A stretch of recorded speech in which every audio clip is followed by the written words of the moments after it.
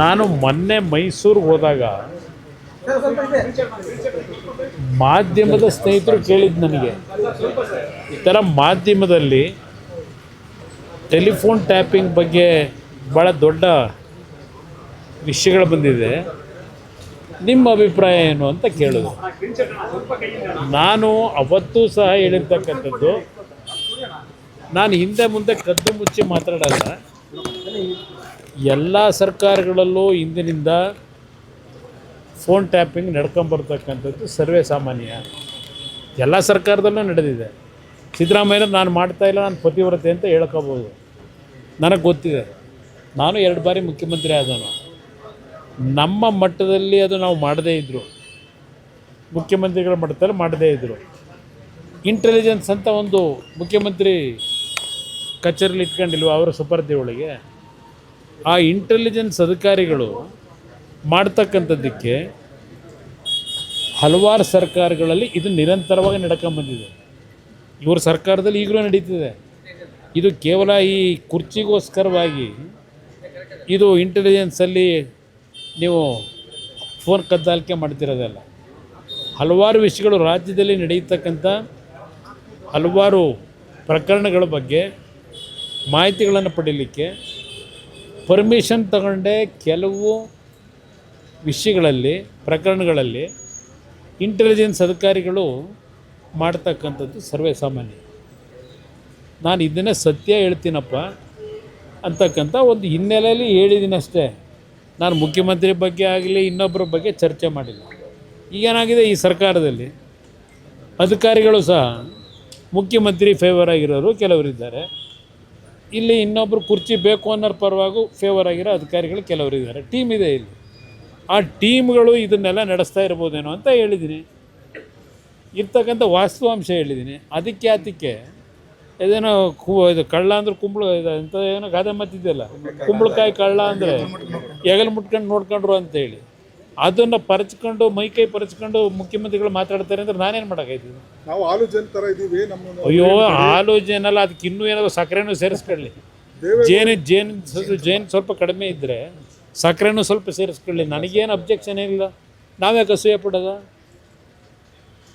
ಅಧಿಕಾರದಿಂದ ವಂಚಿತರಾಗಿ ಅಸೂಯೆ ಪಡ್ತಾವ್ರೆ. ನಾನು ಕೇಂದ್ರದ ಮಂತ್ರಿ ಆಗಿದ್ದೀನಿ.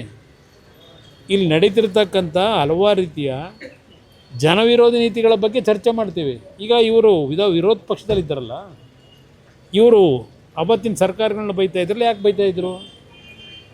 ವಿರೋಧ ಪಕ್ಷದಲ್ಲಿದ್ದಾಗ ಟೀಕೆ ಮಾಡ್ತಾ ಇದ್ರಲ್ಲ, ಅದನ್ನು ಏನಂತ ಹೇಳ್ತಾರೆ ಇವರು ಸಿದ್ದರಾಮಯ್ಯನವರು?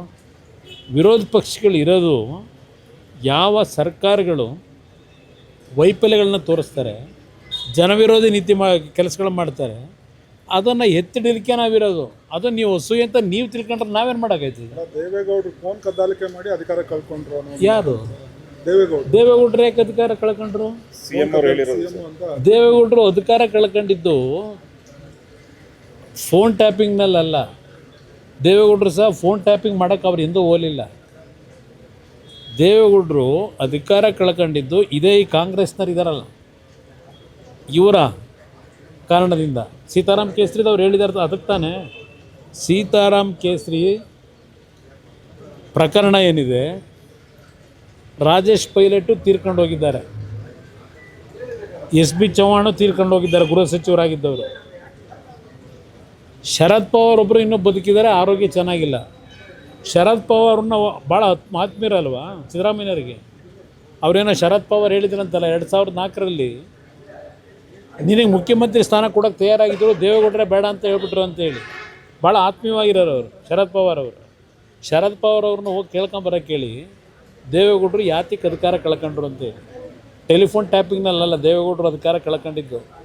ಅಲ್ಲಿ ಅವತ್ತು ಕಾಂಗ್ರೆಸ್ ಪಕ್ಷದ ಅಧ್ಯಕ್ಷ ಚುನಾವಣೆ ಇತ್ತಲ್ಲ, ಆ ಚುನಾವಣೆ ಹಿನ್ನೆಲೆ ಒಳಗೆ ಕಾಂಗ್ರೆಸ್ನ ನಾಯಕರುಗಳು, ರಾಜೇಶ್ ಪೈಲಟ್ ಇರ್ಬೋದು, ನಿಮ್ಮ ಶರದ್ ಪವಾರ್ ಇರ್ಬೋದು, ಏನೇನು ನಡೆಸೋದ್ರಾಗ ಸೀತಾರಾಮ್ ಕೇಸರಿ ಬದಲು ಅವರು ಆ ಜಾಗಕ್ಕೆ ಕೂರಬೇಕು ಅಂತ ಹೇಳಿ ಏನೇನು ನಡೀತು, ಕಾಂಗ್ರೆಸ್ ನಾಯಕರುಗಳ ಕೇಳಿ ಅವ್ರ ಬಂಡವಾಳನ ದೇವೇಗೌಡರದೆಲ್ಲ ಕೇಳಬೇಕಾಗಿರೋದು. ದೇವೇಗೌಡರು ಯಾವುದೇ ತಪ್ಪುಗಳು ಮಾಡಿಲ್ಲ ಇಲ್ಲಿವರೆಗೆ ರಾಜಕಾರಣದಲ್ಲಿ. ಅವರು ದೆಹಲಿಯಲ್ಲಿ ಮುಖ್ಯಮಂತ್ರಿ ಸ್ಥಾನ ಕಳ್ಕೊಂಬರಬೇಕಾದ್ರೆ ಹಲವಾರು ಕಾರಣಗಳಿದೆ.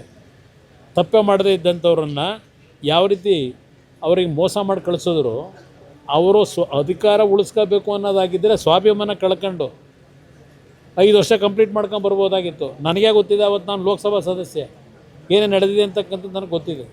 ಅದರಿಂದ ಇಲ್ಲಿ ಸಿದ್ದರಾಮಯ್ಯನವರಿಗೆ ದೇವೇಗೌಡರ ಬಗ್ಗೆ, ನನ್ನ ಬಗ್ಗೆ ಮಾತಾಡಲಿ, ದೇವೇಗೌಡರ ಬಗ್ಗೆ ಮಾತನಾಡಲಿಕ್ಕೆ ಸಿದ್ದರಾಮಯ್ಯನವರಲ್ಲಿ ಯಾವ ನೈತಿಕತೆ ಉಳಿಸ್ಕೊಂಡಿಲ್ಲ. ದೇವೇಗೌಡರ ವಿಷಯದಲ್ಲಿ ಒಂದು ಸಣ್ಣ ಇಶ್ಯೂವನ್ನು ಮೇಲೆತ್ತಲಿಕ್ಕೆ ದೇವೇಗೌಡರ ಬಗ್ಗೆ ಒಂದು ಕಿಂಚಿತ್ತು ಅವರಲ್ಲಿ ನೈತಿಕತೆ ಉಳಿಸ್ಕೊಂಡಿಲ್ಲ ಅಂತಕ್ಕಂಥದ್ದನ್ನು ಅವ್ರ ಆತ್ಮಕ್ಕೆ ಪ್ರಶ್ನೆ ಹಾಕೊಳ್ಳಿ. ಇವರು ದೇವೇಗೌಡರಿಗೆ ಯಾವ್ಯಾವ ಸಂದರ್ಭದಲ್ಲಿ ಇವ್ರು ಏನೇನು ಮಾಡ್ಕೊಂಬಂದರು ಆತ್ಮಕ್ಕೆ ಪ್ರಶ್ನೆ ಹಾಕೊಳ್ಳಿ. ನನ್ನ ಬಗ್ಗೆ ಟೀಕೆ ಮಾಡಿ, ದೇವೇಗೌಡರ ಬಗ್ಗೆ ಟೀಕೆ ಮಾಡೋ ಅರ್ಹತೆ ಸಿದ್ದರಾಮಯ್ಯನವ್ರಿಗೆ ಇಲ್ಲ ಅನ್ನೋದನ್ನು ನಾನು ಹೇಳಲಿಕ್ಕೆ ಬಯಸ್ತೀನಿ. ಸರ್, ದಾಖಲೆ ಬಜೆಟ್ ಮಂಡಿಸ್ತಾ ಇದ್ದಾರೆ.